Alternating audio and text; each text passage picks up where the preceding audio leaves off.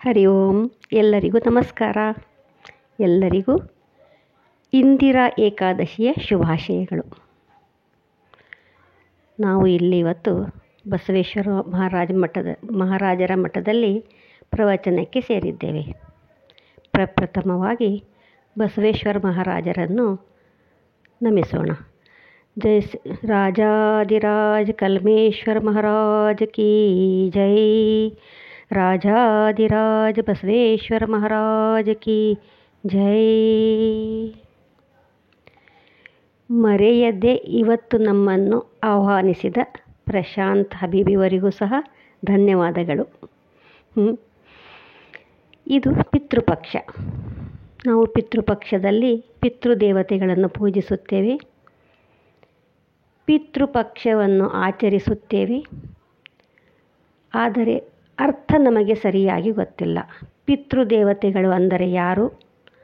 ನಾವು ಪೂಜೆ ಮಾಡಿದ, ಪಿಂಡ ಪ್ರದಾನ ಮಾಡಿದ ಆಹಾರ ನಮ್ಮ ಪಿತೃಗಳಿಗೆ ಹೇಗೆ ತಲುಪುತ್ತದೆ ಎಂಬುದು ನಮಗೆ ಅಷ್ಟು ಸರಿಯಾಗಿ ವಿಷಯ ತಿಳಿದಿಲ್ಲ. ಇದನ್ನೆಲ್ಲ ಇವತ್ತು ತಿಳಿಯೋಣ. ಪಿತೃಪಕ್ಷದ ನಿಮಿತ್ತ ಪಿತೃಪಕ್ಷದಲ್ಲಿ ಬರುವ ಈ ಏಕಾದಶಿಗೆ ತುಂಬ ಮಹತ್ವ ಇದೆ. ಏಕೆಂದರೆ ಈ ಏಕಾದಶಿಯಂದು ಉಪವಾಸ, ವ್ರತ, ಪೂಜೆ, ಧ್ಯಾನಗಳನ್ನು ಮಾಡಿದ ಎಲ್ಲ ಫಲಗಳು ನಮ್ಮ ಪಿತೃಗಳಿಗೆ ಅರ್ಪಿಸಲು ಸಾಧ್ಯ. ಮೊದಲಿಗೆ ನಾವು ಪಿತೃದೇವತೆಗಳು ಅಂದರೆ ಯಾರು ಎಂಬುದನ್ನು ತಿಳಿಯೋಣ. ದೇವತೆಗಳು ಅಂದರೆ ಬ್ರಹ್ಮನ ಮೊಮ್ಮಕ್ಕಳು. ನಮಗೆ ಆಶ್ಚರ್ಯ ಅನಿಸಬಹುದಲ್ವೇ? ಬ್ರಹ್ಮನ ಮಕ್ಕಳು ಪಿತೃದೇವತೆಗಳು ಆಗಬೇಕು, ಆದರೆ ಮೊಮ್ಮಕ್ಕಳು ಎದಕ್ಕಾದರೂ, ಮಕ್ಕಳು ಎದಕ್ಕಾಗಲಿಲ್ಲ ಅಂತ ಹೇಳಿ ಕಥೆ ಇರೋದೇ ಅಲ್ಲಿ. ಬ್ರಹ್ಮನ ಮಕ್ಕಳು ಸ್ವಾರ್ಥಿಗಳಾದರು. ಸ್ವಾರ್ಥಿಗಳು ಅಂದರೆ ದೇವಪೂಜೆಯನ್ನೇ ಮರೆತರು, ಜಪತಪ ಧ್ಯಾನಗಳನ್ನೇ ಮರೆತರು. ನಾವು ಸಾಮಾನ್ಯ ಮನುಷ್ಯರು ಹೇಳುವಂತೆ ನಾನು, ನನ್ನದು, ನನ್ನಿಂದ ಎಂಬ ಸ್ವಾರ್ಥ ಭಾವ ಬ್ರಹ್ಮನ ಮಕ್ಕಳಲ್ಲಿ ಬಂದಿತು. ಇದನ್ನು ಕಂಡು ಬ್ರಹ್ಮನಿಗೂ ಅಸಂತೋಷವಾಯಿತು. ನನ್ನ ಮಕ್ಕಳಾಗಿ ಈ ಥರ ಇದ್ದಾರಲ್ಲ ಅಂತ ಹೇಳಿ ಬ್ರಹ್ಮನಿಗೂ ಸ್ವಲ್ಪ ಬೇಜಾರಾಯಿತು. ಅದಕ್ಕೋಸ್ಕರ ಬ್ರಹ್ಮ ಮಕ್ಕಳೆಂದು ನೋಡದೆ ಶಾಪವನ್ನು ಕೊಟ್ಟರು. ಶಾಪ, ನಿಮ್ಮಲ್ಲಿರುವ ಜ್ಞಾನವೆಲ್ಲವೂ ನಶಿಸಿ ಹೋಗಲಿ ಎಂದು. ಏಕೆಂದರೆ ಆ ಜ್ಞಾನದಿಂದಲೇ ಅವರಿಗೆ ಸ್ವಾರ್ಥ ಮನೋಭಾವ ಬಂದಿತ್ತು. ಬ್ರಹ್ಮ ಶಾಪ ಕೊಟ್ಟರು, ನಿಮ್ಮಲ್ಲಿರುವ ಜ್ಞಾನವೆಲ್ಲವೂ ನಶಿಸಿ ಹೋಗಲಿ ಎಂದು. ಆ ಜ್ಞಾನವನ್ನು ಕಳೆದುಕೊಂಡ ನಂತರ ಆ ಮಕ್ಕಳಿಗೆ ಅರಿವಾಯಿತು, ಓಹೋ, ನಾವು ತುಂಬ ದೊಡ್ಡ ತಪ್ಪು ಮಾಡಿದೆವು, ಈ ರೀತಿ ಮಾಡಬಾರದಿತ್ತು.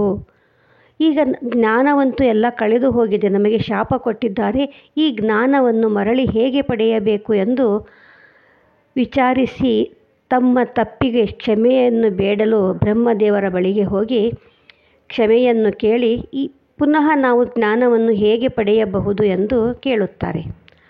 ಆಗ ಬ್ರಹ್ಮದೇವರು ಹೇಳುತ್ತಾರೆ ತಮ್ಮ ಮಕ್ಕಳಿಗೆ, ಅವರ ಮಕ್ಕಳ ಬಳಿ ಹೋಗಿ, ಅಂದರೆ ಬ್ರಹ್ಮನ ಮೊಮ್ಮಕ್ಕಳ ಬಳಿ ಹೋಗಿ ನೀವು ಜ್ಞಾನವನ್ನು ಪಡೆಯಿರಿ ಅಂತ ಹೇಳ್ತಾರೆ. ಸರಿ, ಆಗಲಿ ಅಂತ ಹೇಳಿ ಬ್ರಹ್ಮನ ಮಕ್ಕಳು ಅವರ ಮಕ್ಕಳ ಬಳಿ ಹೋಗುತ್ತಾರೆ ಜ್ಞಾನವನ್ನು ಪಡೆಯಲು. ಅವರ ಮಕ್ಕಳು ಜ್ಞಾನಿಗಳಾಗಿದ್ದರು.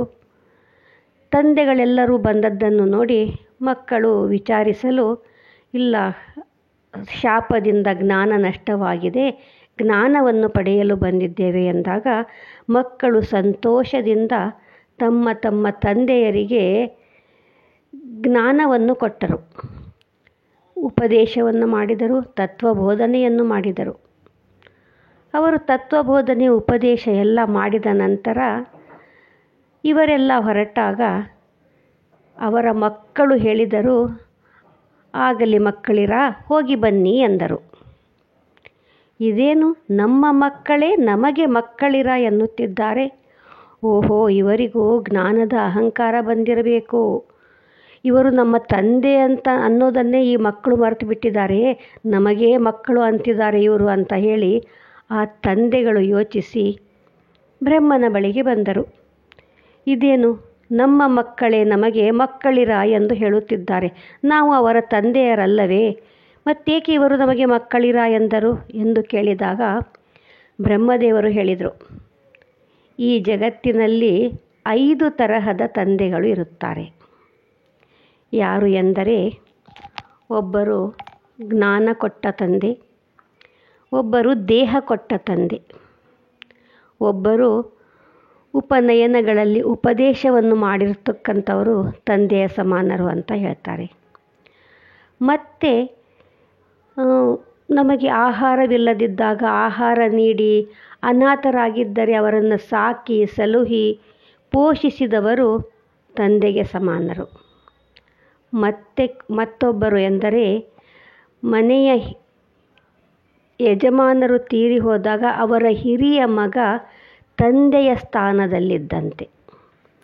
ಈ ರೀತಿ ಈ ಜಗತ್ತಿನಲ್ಲಿ 5 ತರಹದ ತಂದೆಗಳಿರುತ್ತಾರೆ ಎಂದರು.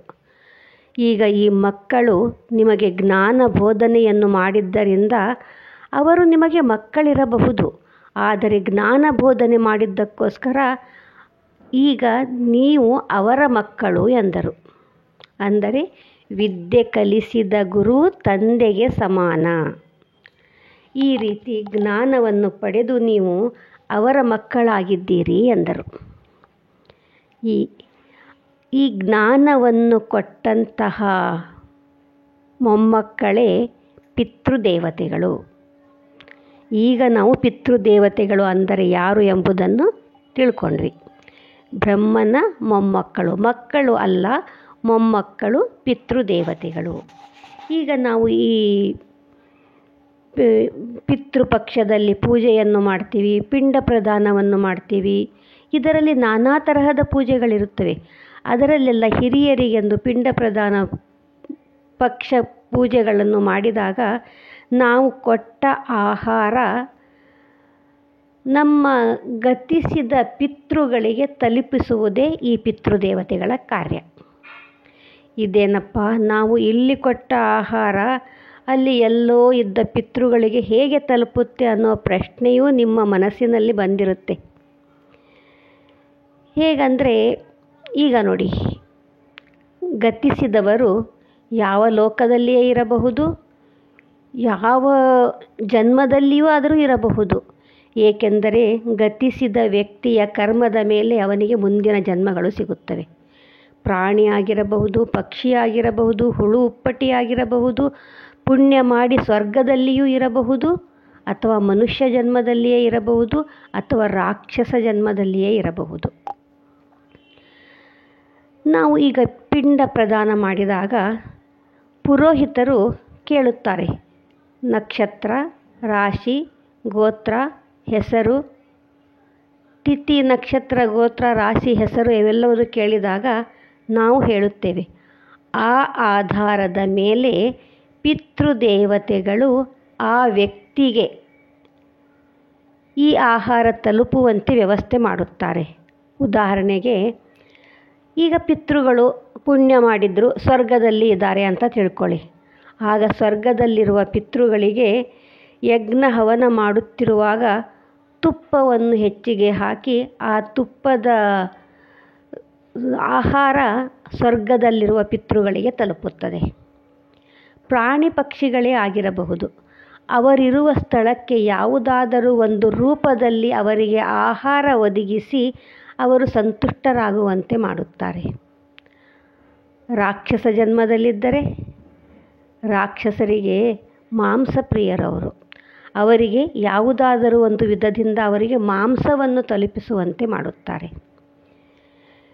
ಈ ರೀತಿ ನಾವು ಕೊಟ್ಟ ಆಹಾರ ಪಿತೃದೇವತೆಗಳು ಆಯಾ ಪಿತೃಗಳಿಗೆ, ಗತಿಸಿದ ವ್ಯಕ್ತಿಗಳಿಗೆ, ಅವರು ಯಾವುದೇ ಜನ್ಮದಲ್ಲಿರಲಿ, ಯಾವುದೇ ಲೋಕದಲ್ಲಿರಲಿ, ಅವರಿಗೆ ಈ ಮುಖಾಂತರ ಆಹಾರವನ್ನು ತಲುಪಿಸುವ ಕೆಲಸ ಪಿತೃದೇವತೆಗಳು ಮಾಡ್ತಾರೆ.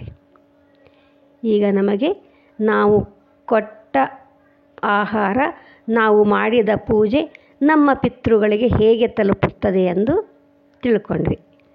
ನೋಡಿ, ಪಿತೃದೇವತೆಗಳು ಅಂದರೆ ಯಾರು ಅಂತ ಗೊತ್ತಾಯಿತು. ಪಿತೃಗಳಿಗೆ ನಾವು ಕೊಟ್ಟ ಆಹಾರ ಹೇಗೆ ತಲುಪುತ್ತೆ ಅಂತ ಗೊತ್ತಾಯಿತು. ಅದಕ್ಕೋಸ್ಕರ ನಾವು ಈ ಶ್ರಾದ್ದದಲ್ಲಿ ಪಿತೃಗಳನ್ನು ಸ್ಮರಿಸಿ ಶ್ರದ್ಧೆಯಿಂದ ಭಕ್ತಿಯಿಂದ ಅವರಿಗೆ ಈ ಆಹಾರವನ್ನು ಕೊಟ್ಟರೆ ಅವರಿಗೂ ಸಂತೃಪ್ತಿ ಆಗುತ್ತೆ, ಪಿತೃಗಳ ಆಶೀರ್ವಾದವೂ ನಮಗೆ ಸಿಗುತ್ತದೆ. ಅದಕ್ಕೆ ಹೇಳೋದು ಮನೆಯಲ್ಲಿ ಹಿರಿಯರು, ಅಜ್ಜ ಅಜ್ಜಿಗೆ ನಮಸ್ಕಾರ ಮಾಡು, ಆಶೀರ್ವಾದ ಪಡಿ ಅಂತ ಹೇಳಿ. ದೊಡ್ಡವರಿಂದ ಆಶೀರ್ವಾದ ಪಡೆದದ್ದು ನಮಗೆ ತುಂಬ ಕಾಲದವರೆಗೆ ಅದು ರಕ್ಷಿಸುತ್ತದೆ. ಈ ರೀತಿ ನಾವು ಈ ಪಿತೃಪಕ್ಷದಲ್ಲಿ ಹಿರಿಯರ ಒಂದು ಸೇವೆ, ಒಂದು ಕಾರ್ಯವನ್ನು ಮಾಡಿ ಅವರಿಂದ ಆಶೀರ್ವಾದ ಪಡೆಯೋಣ. ಮುಂದಿನ ಭಾಗದಲ್ಲಿ ಈಗ ನಾನು ಏಕಾದಶಿ ಮಹತ್ವವನ್ನು ತಿಳಿಸುತ್ತೇನೆ.